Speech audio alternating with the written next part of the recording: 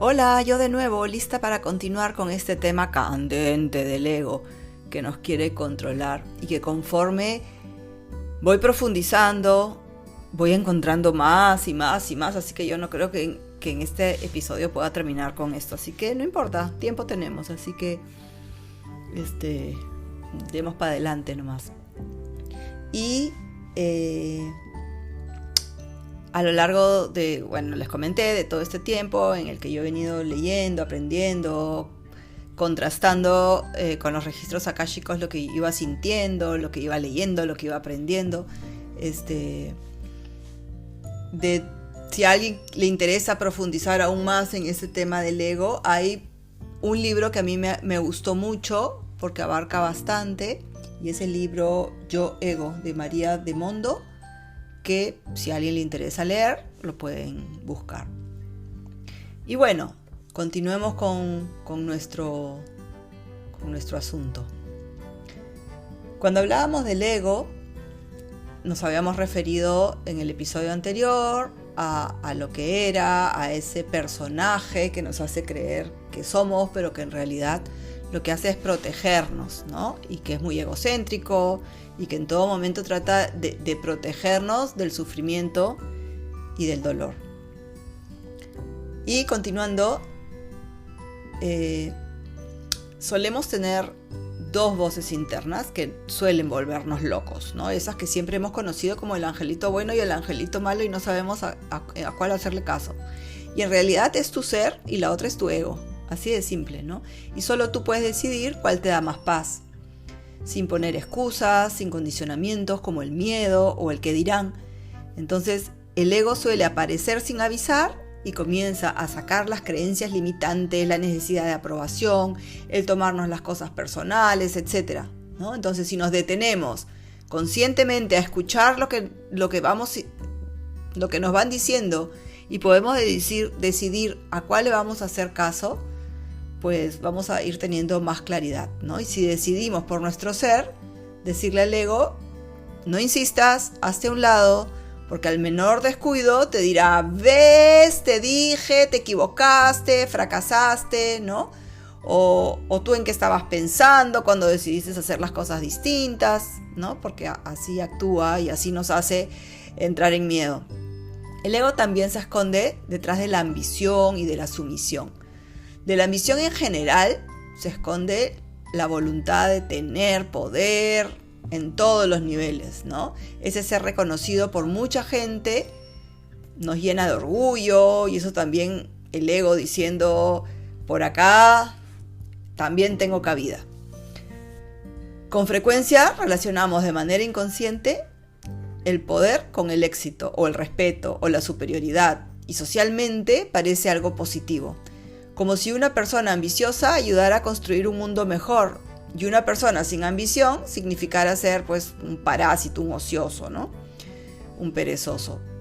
Y desde chicos hemos crecido con la competencia, las ganas de ser mejores que el resto en el colegio, en los deportes, quien logra más prestigio en el trabajo, poniendo el énfasis en ascender, y no vamos sintiendo poderosos y al final nada es suficiente. Y vamos inyectando en nuestros hijos esa idea. No digo que querer superarse esté mal, ojo, está muy bien, pero no cuando lo que esconde es sentirse superior, sentirse más valioso que alguien. Cuando no importa la forma en que lo logremos, ¿no? Pisoteando a quien sea. Cuanto más importantes y valiosos nos sentimos con esos logros, más grande es la inseguridad que cargamos por dentro. Y cuanto más necesitamos ostentar y demostrar, alardear de lo que vamos logrando, llenándonos la boca, más se dejan relucir las carencias y los asuntos que aún tenemos por resolver desde lo más profundo del alma, ¿no? A veces no nos podemos imaginar que una persona que demuestra un éxito así, ¡guau! Ya quiero, lo tenemos como modelo, tenga asuntos de mucha inseguridad por dentro, ¿no? Es algo que no podemos creer, pero así es. Entonces, resumiendo, la necesidad de poder pertenece al ego. La ambición busca la riqueza, la fama, el poder de muchas formas. Y para la ambición nunca nada es suficiente. y la consecución de los objetivos ambiciosos no va a hacer que te sientas realizado, porque nada externo a ti conseguirá que te sientas completo. Y es que detrás de un gran ego hay una gran inseguridad, ese yo, me, mí, conmigo, ¿no? Solemos sentirnos el centro del universo, aunque a simple vista digamos que no. No me parece, no estoy de acuerdo, eso hace el resto, yo no, ¿no? Y cuando empezamos a profundizar en lo que sentimos con relativa frecuencia y somos sinceros con cada uno consigo mismo, pues veremos que sí hay un poco, ¿no? El ego es egocéntrico y cree que todo gira en torno a él, y como si todo tuviera que ver con uno. Pero esto no es real. Tus problemas no son más importantes que los de los demás, y solemos pensar que sí. Y esperamos que el resto los considere igual. Nadie conspira contra nosotros. Y con cuánta facilidad se nos viene esta idea. Me ha dicho que yo, entonces seguro él piensa que, ¿no? Nadie tiene que salvarte ni estar pendiente de ti todo el tiempo. Y esto lo vemos con más claridad en esas personas que suelen llamar la atención de distintas maneras, ¿no? Con su victimismo, por ejemplo, con su exagerada alegría y ganas de que todos se rían con él o ella. Esas ganas de caerle simpático a todos a costa de dejar de ser quien eres realmente, ¿no?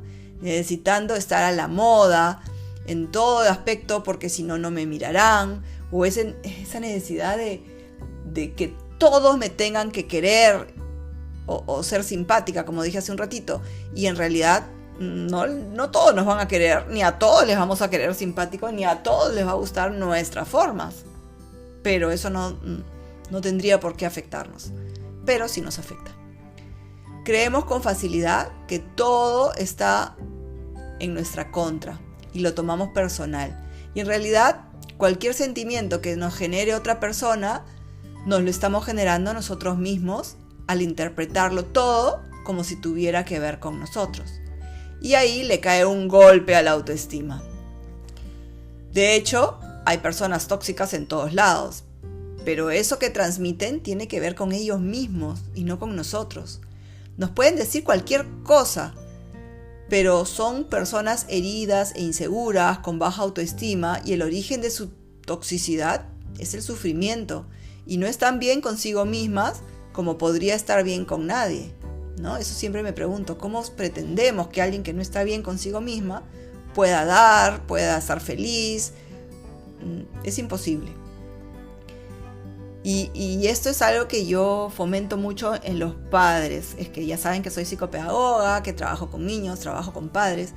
Y la autoestima es algo que se construye, ¿no? Y se construye no a base de decirle a los niños, ¡qué trome eres, bien campeón! Porque en realidad ellos tienen que sentir que son buenos, ¿no? Y yo siempre recomiendo potencia sus habilidades, porque ahí es donde van a encontrar lo bueno que son, ¿no?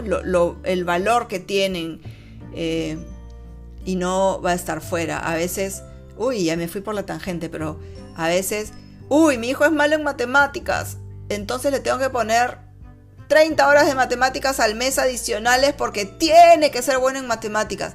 Y dejamos de valorar y de potenciar aquello en lo que es muy bueno. De repente el deporte, de repente la pintura, no sé, lo que cada uno tenga, ¿no? Entonces, mejor asumamos que matemáticas no es lo suyo, que pase, bueno, pero que mejor pongamos el foco y potenciemos eso en lo que para él es un don, ¿no? Y en lo que lo va a hacer ser el mismo y valorarse.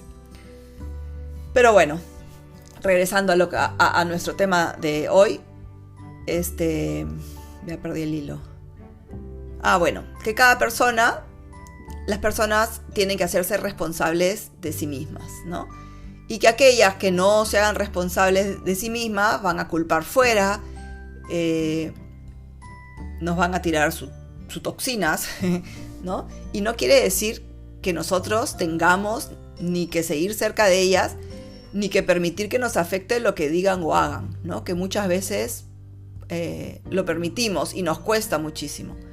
Todo se trata de uno mismo y te va a afectar en la medida de cómo tú tomes las cosas, y si te afecta, porque cuando te afecta uno lo siente en el cuerpo, debemos mirar adentro y cuestionarnos por qué me ha afectado, porque ¿por qué me hace sentir así?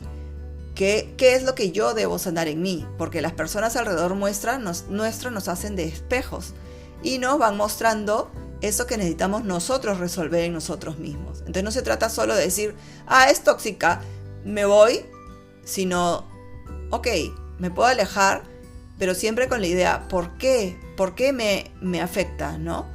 Y se me ocurre hacer algún episodio sobre los espejos más adelante, eso es buena idea. A mí me ayudó mucho a entender esta dinámica que tenemos y que en realidad no hemos tomado conciencia, pero en fin, será para más adelante. Y cómo nos damos cuenta que hemos sanado cuando volvemos con esa persona tóxica y sentimos que lo que dice ya no nos afecta, ya no nos entran balas porque ya lo pudimos trabajar y en realidad no nos hace tilín. Entonces ahí es que nos damos cuenta, oye, ya lo pude sanar, ¿no? Y genial.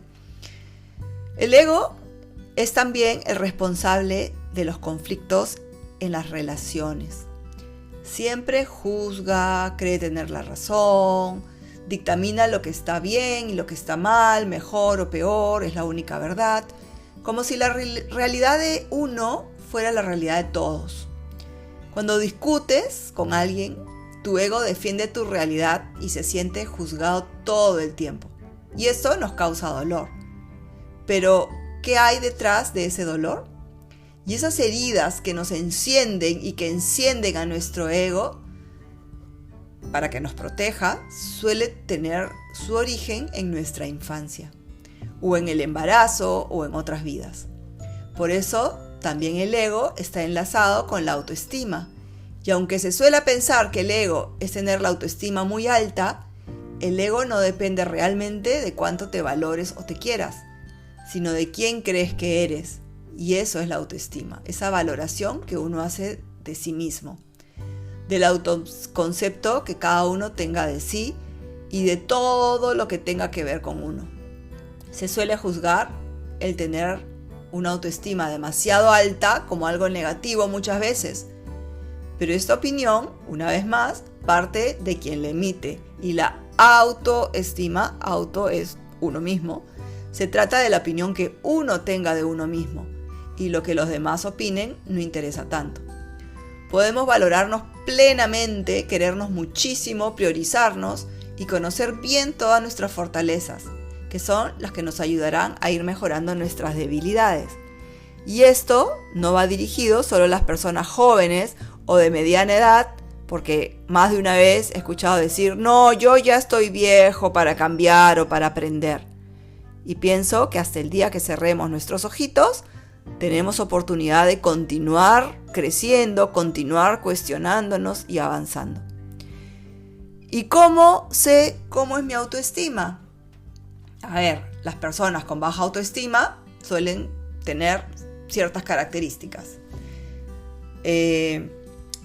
No creen en sus capacidades, no ven sus fortalezas ni sus virtudes, les afecta equivocarse o se sienten fracasados, se comparan todo el tiempo con el resto, se autocritican, se preocupan mucho por todo, el futuro, viven con ansiedad, buscan la aprobación del resto constantemente, su opinión les es vital, les cuesta intervenir en las relaciones sociales, se enfocan en las veces que se equivocan y no se plantean objetivos muy altos, les cuesta tomar decisiones y con frecuencia se sienten víctimas de las circunstancias. Y esto va de la mano con lo que van creando en su vida, ¿no? Entonces, a veces simplemente viendo el resultado, alguna vez, y acá viene a colación perfecto, Jesús, una frase de Jesús es, por sus frutos los reconoceréis, ¿no? Y esto es un poco, por sus frutos te darás cuenta de cómo es tu autoestima, ¿no? Por otro lado, las personas con una autoestima alta confían en sus capacidades y en quiénes son, no les preocupa equivocarse porque lo ven como aprendizajes, no les cuesta decidir a pesar de los riesgos, se plantean objetivos grandes, cuidan su físico, su psiquis, su espiritualidad, conocen bien sus fortalezas y sus virtudes y no se enfocan en sus debilidades, ¿no? Son responsables de todo lo que les sucede y buscan empoderar a los demás. O sea, no se guardan para ellos mismos las cosas. Se sienten en paz, en armonía en todo momento y buscan personas que las enriquezcan y sumen en sus vidas. Y solo se comparan consigo mismas para continuar avanzando. Y también podemos reconocerlos en sus frutos y en sus logros y en su éxito y podemos identificarlos. Ahora, la gran mayoría de personas tenemos una autoestima media, ¿no? Y viene a ser un mix de ambas. Y cojearemos de unas cosas y tendremos otras maravillosas y ahí tenemos un camino por continuar aprendiendo y creciendo. Y cuando hayas identificado dónde está la tuya, puedes cuestionarte. ¿A qué le doy valor yo? Por lo general lo hacemos a lo que nos han inculcado de niños, pero ya depende de cada uno entrar a cuestionarse, ¿no? Si un valor es real o si solo era una opinión de alguien más. Y ya todo depende de la mirada de cada uno. O sea, el camino es totalmente individual y cada uno...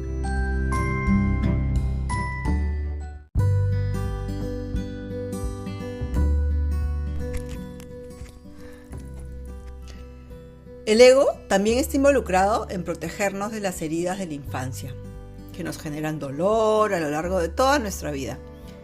Prefiere dejarlas ahí dormiditas a pesar del sufrimiento, a despertar ese dolor, porque generaría un dolor aún mayor. Y a pesar de que sería la forma adecuada de resolverlas, para que no sigan estando ahí, prefiere mantenerlas atontadas. Entonces solemos conectarnos con emociones desagradables, como son las que sentimos cuando el ego interviene: tristeza, frustración, ansiedad, inseguridad y ya, muchas más. Y hacen que nos sintamos menos y no encontremos nuestro verdadero valor. El ego se alimenta de la opinión ajena y va determinando tu valor en base a lo externo a ti. Y cuando sentimos que alguien nos rechaza, ponemos nuevamente en duda lo que valemos. El ego siempre pone el foco fuera de uno. El rechazo es una de las 5 heridas que traemos de nuestra infancia. Y que nadie diga que no tiene una, porque todos nos jalamos algo. Las otras son el abandono, la humillación, la injusticia y la traición. Aquella que hayamos sentido en nuestra infancia con más fuerza, más aún si fue por parte de uno de nuestros padres que lo sentimos, serán entonces la que el ego buscará con desesperación resolver, ¿no? Pero resolver para el ego es esconder, tapar, no te enteres, no te acuerdes. Entonces, cuando uno se siente rechazado, y ojo, que cada uno puede sentir la herida de una forma distinta por distintas situaciones, en intensidades distintas, ¿no es cierto? Cada uno tiene 1000 caras. Entonces, cuando uno se siente rechazado, no es tanto por lo que siente en una situación concreta en el presente, sino lo que esa situación le ha despertado, que tiene como herida abierta y que ha detonado esa sensación de rechazo en el momento presente. Pero es una herida que se abrió en el pasado. Eso es lo que se conoce como el niño o la niña interior. No con ese, a veces dicen, ay, tu niño interior, mantén la alegría de ese niño que eras. Ya, eso no es el niño interior al que yo me estoy refiriendo, ¿no? Sino que se refiere a esas emociones que en la niñez no se sanaron o no se vivieron de forma sana, ¿no? Y que cada vez que en la vida adulta surge una situación en la que se mete el dedo en la llaga de nuevo, ¿no? Solo sentimos el dolor, pero no sabemos de dónde viene. Se detona, vuelve a encenderse a manera de malestar, a veces pueden ser pataletas, reacciones desproporcionadas, ¿no? Depresión, de tantas maneras que no comprendemos. Y el origen estuvo cuando uno era niño y no resolvió.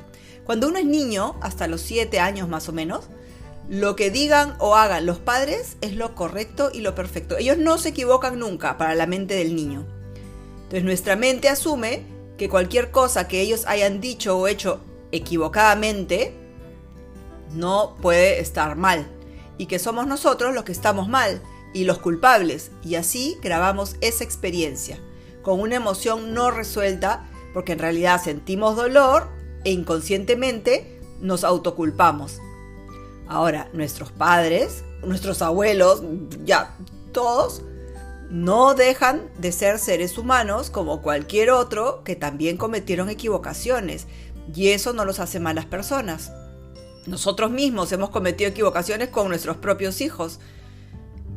Simplemente que en la dinámica los niños guardan en sus subconscientes información desenfocada o distorsionada de la realidad, ¿no? A esa edad no son capaces de decir, no, tú estás actuando mal y me estás haciendo sentir herido. No, el niño va a asumir que él está mal, ¿no? Y porque mamá y papá no se equivocan jamás.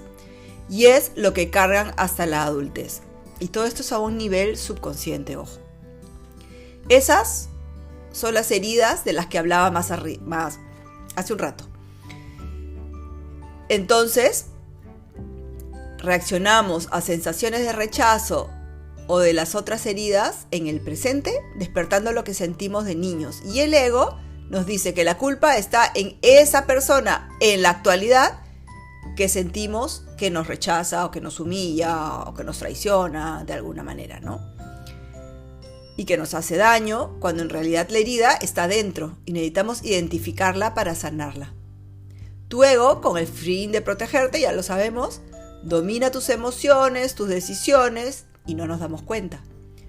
Lo mismo pasa con otras heridas cuando nos juzgan, nos critican, nuestro ego salta, pero nos olvidamos de lo más importante, ¿no? De nosotros mismos y que le damos el poder al ego. Resolver asuntos dolorosos de la infancia no es fácil, evidentemente, y requiere de mucho coraje y valentía decidir buscarlos y enfrentarlos, ¿no? Porque vemos su repercusión en el día a día, ¿no? En situaciones cotidianas, en patrones que repetimos y no entendemos de dónde vienen. Es muy intenso y hay que atravesar por algunos momentos que no disfrutaremos y el ego nos tendrá locos con que es una tontería, pero después es cuando logramos soltar y cambiar la polaridad de esas emociones y vamos sanando, sintiéndonos más seguras y en paz y viendo los resultados en nuestro día a día actual, ¿no? Y eso es también lo que después trasladaremos a nuestros hijos, porque vamos sanando nosotros y sanan nuestros hijos también, ¿no? Como que les hicimos la tarea. A nuestro ego también le encanta juzgar todo lo que sucede a nuestro alrededor. Y en realidad eso nos ayuda a desempeñarnos en el día a día, porque para algo está ahí. Pero a veces esos juicios nos llenan de ira y perdemos el control. Y lo que vemos como injusticia, por ejemplo, es uno de esos juicios y definir si algo es justo o no, solo lo hacemos desde las creencias que para cada uno son un hecho, un fact, ¿no? Pero cada uno tiene un hecho distinto. Entonces, ¿cómo llegamos a lo que realmente es justo o no? Pero lo que puede parecer justo para uno, tal vez no lo sea para el otro. Y aferrarnos a un sentimiento de justicia puede generarnos también mucho sufrimiento. Nos indignamos, nos viene la impotencia, ves que todo lo que no coincide con tu forma de ver y valoras de injusto, ¿no? Nos lleva a la queja, al victimismo y a no asumir que todo lo que nos sucede en la vida es simplemente nuestra responsabilidad. Surgirán siempre situaciones que nos saquen de nuestro centro y que no salga como quisiéramos, pero no por eso será injusta, ¿no? ¿Cuántas personas, a veces me he cruzado con personas que dicen, es que es injusto, que yo soñé con tal cosa y nunca se me cumple lo que yo sueño? Y es que, ¿por qué no se cumple? ¿Qué es lo que tú estás atrayendo con tu vibración? Si siempre estás pensando en lo que es justo o no es justo desde tu mirada y tu niño interior se despierta y comienza a intervenir porque jalas una injusticia de cuando eras niño y entras a un loop que das vueltas sobre tu mismo sitio y no logras resolver para avanzar, ¿no? Lo genial es que cuando uno lo ha trabajado y de pronto ve hacia atrás y dice, oye, ya no estoy en ese loop, o ya no me sucede lo mismo, o ya no siento lo mismo, y te das cuenta que lo has sanado, ¿no? Eso a mí me encanta. El ego está presente también en los malos entendidos, que pueden llevar a separar familias, es alucinante. Y con frecuencia los malos entendidos surgen a partir de nuestras interpretaciones o por un problema de comunicación, y no se trata de un conflicto real. Por eso, a ver, sí es un conflicto real, pero no debió haberlo sido, ¿no? Por eso no demos poder a nuestro ego a que determine rápidamente las causas y las culpas. Cuando surge un conflicto, en realidad son opiniones distintas y sus egos peleando por el trofeo. Y puede ganar uno de los contrincantes, pero la relación ya se habrá dañado, ¿no?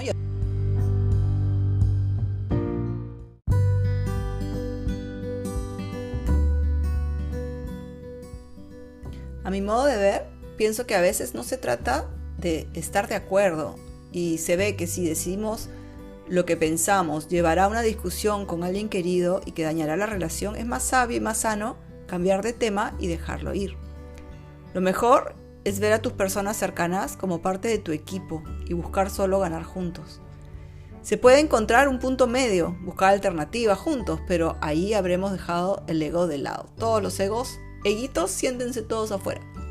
Entonces, la forma en que hemos aprendido lo que es el egoísmo es otro aspecto del ego. Siempre hemos creído que es el que se pone antes que el otro, y cuántas veces lo que se hace es priorizarse, poner límites, decir no, alejarse de los que nos suman, y nuestro ego enciende alarmas de culpa y nos cuesta lograrlo, o no lo logramos porque el ego no nos los permite. Pienso que cuanto mejor se está con uno mismo, mejor se podrá estar con los demás y darse a los demás desde otra posición, desde otra mirada, ¿no? Y que cada uno es responsable de sí mismo. Porque cuando anteponemos las necesidades del otro, ¿dónde queda nuestro amor propio?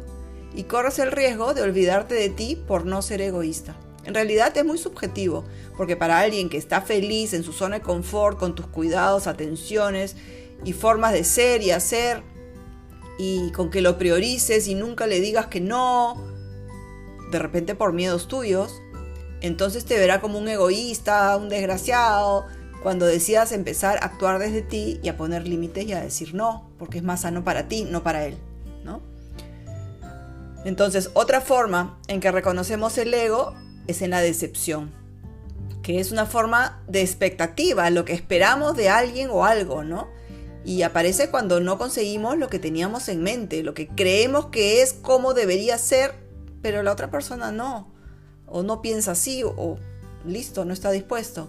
Entonces, cuando no llenan nuestras expectativas y culpamos al otro cuando no hace o dice lo que esperamos que haga o diga, como quisiéramos, porque el ego, que ya sabemos es egocéntrico y se mira el ombligo, espera que el resto actúe según sus propios parámetros, porque son los únicos válidos, ¿no? Entonces, por un lado, no podemos esperar que el resto adivine lo que nosotros necesitamos. A veces los pleitos de pareja son porque no me dijo lo que yo quería que dijera, o no me trajo el chocolate que él sabe que a mí me gusta, pero la otra persona en verdad no puede adivinar lo que hay en nuestra cabeza o las cositas que nos gustan. Entonces, mejor es comentar lo que nos gustaría o las necesidades que tenemos, no para establecer una regla o un mandato de lo que debe hacer, sino para que el otro vea si se le ocurre, si le resuena, si le provoca, ¿no es cierto? Y por otro lado, tu forma de ver las situaciones, o las formas de alguien de ver las situaciones, no son un oráculo, ¿no? Que esté así.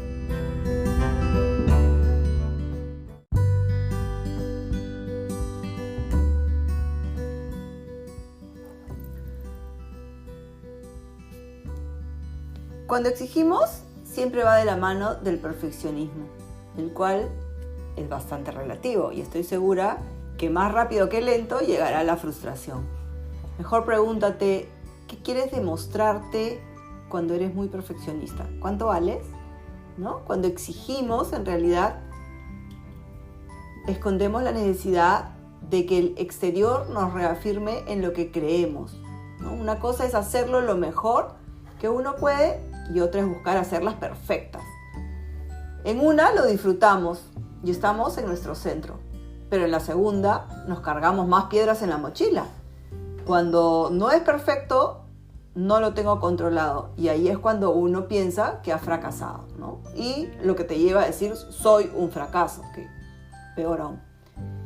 Pienso que nada de lo que hagamos realmente tendrá consecuencias importantísimas sobre la humanidad, pues no, o sea, si no hicimos la tarea perfecta tampoco es el fin del mundo. Así que creo que mejor es detenerse, respirar y pensar si realmente es tan grave que no sea perfecto. Que hay otras cosas más valiosas. Muchos otros aspectos realmente que uno valora en esas situaciones, ¿no? Porque tu paz, tu tranquilidad, el que la gente a tu alrededor esté en paz, ¿no? Ambos, tanto exigencia como perfeccionismo, terminan ahogándonos y ahogando a los que están alrededor. Entonces el control, la duda, el fracaso atropellan nuestra paz interior. Tampoco es posible vivir teniendo todo controlado. Siempre habrá algún grado de incertidumbre, ¿no? Como lo es el futuro, pero no podemos controlar lo que no está en nuestras manos o no puedo resolver desde mi postura. Entonces, cuando nos aferramos al control, el cual será imposible de tener al 100%, entonces aparece el miedo. Ese miedo que nos lleva a no vivir en paz, a no disfrutar del presente, que es lo que realmente existe, ¿no? Y nuevamente volvemos al punto de inicio.